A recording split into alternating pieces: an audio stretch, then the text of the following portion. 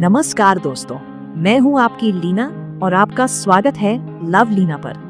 आज हम बात करने वाले हैं एक ऐसा सवाल जो शायद आपने खुद भी सोचा होगा। बुरे और बदमिजाज इंसान हमेशा आगे क्यों रहते हैं?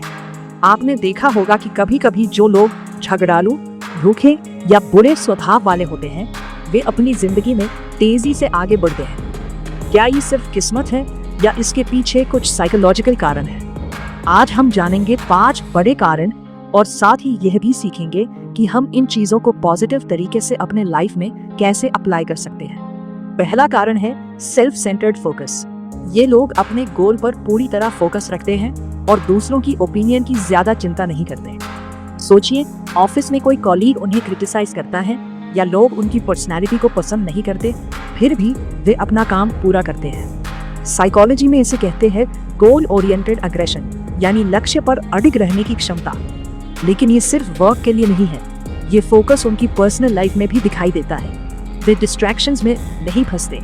सीख ये है कि फोकस होना बहुत जरूरी है, लेकिन हमें इसे स्मार्ट और एथिकल तरीके से अप्लाई करना चाहिए।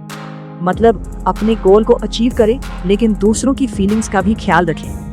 दूसरा कारण है फियरलेसनेस, यानी डर की कमी। बदमिजाज लोग कॉन्फ्रंटेशन से डरते नहीं और रिस्क लेने में हेजिटेट नहीं करते।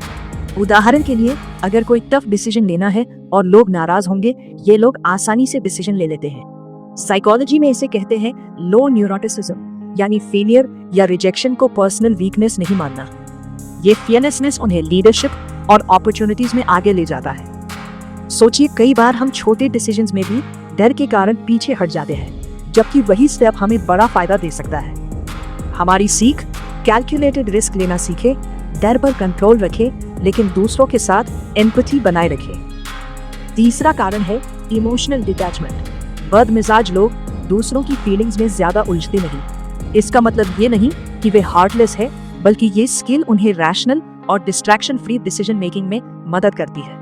उदाहरण, किसी डिसएग्रीमेंट में अगर आप बहुत इमोशनल हो जाते हैं तो सही डिसीजन लेना मुश्किल हो जाता है। लेकिन जो लोग इमोशनल डिटैचमेंट रखते हैं, वे कामली एनालाइज करके बेस्ट सॉल्यूशन चुन लेते हैं। साइकोलॉजी में इसे कहते हैं इमोशनल रेगुलेशन। सीख इमोशनल इंटेलिजेंस डेवलप करे, लेकिन डिसीजन मेकिंग में ओवर इमोशनल मत बने। मतलब फीलिंग को समझो, लेकिन उससे डोमिनेट मत होने दो। चौथा कारण है मैनिपुलेशन और पर्सुएजन स्किल्स।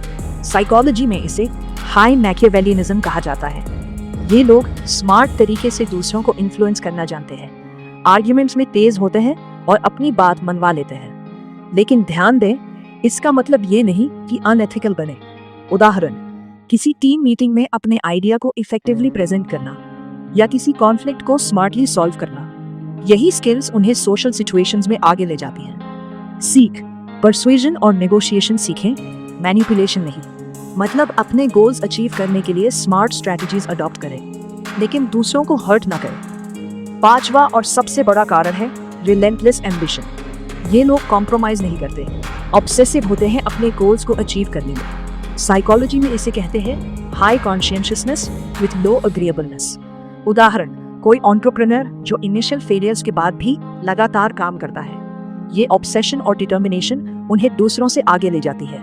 सीख एम्बिशन होना चाहिए, लेकिन इसे पॉजिटिव और एथिकल तरीके से चैनल करें। तो दोस्तों, ये थे 5 मुख्य साइकोलॉजिकल कारण जिनकी वजह से बुरे और बदमिजाज लोग अक्सर आगे दिखते हैं। Self centred focus, fearlessness, emotional detachment, manipulation and persuasion skills, relentless ambition.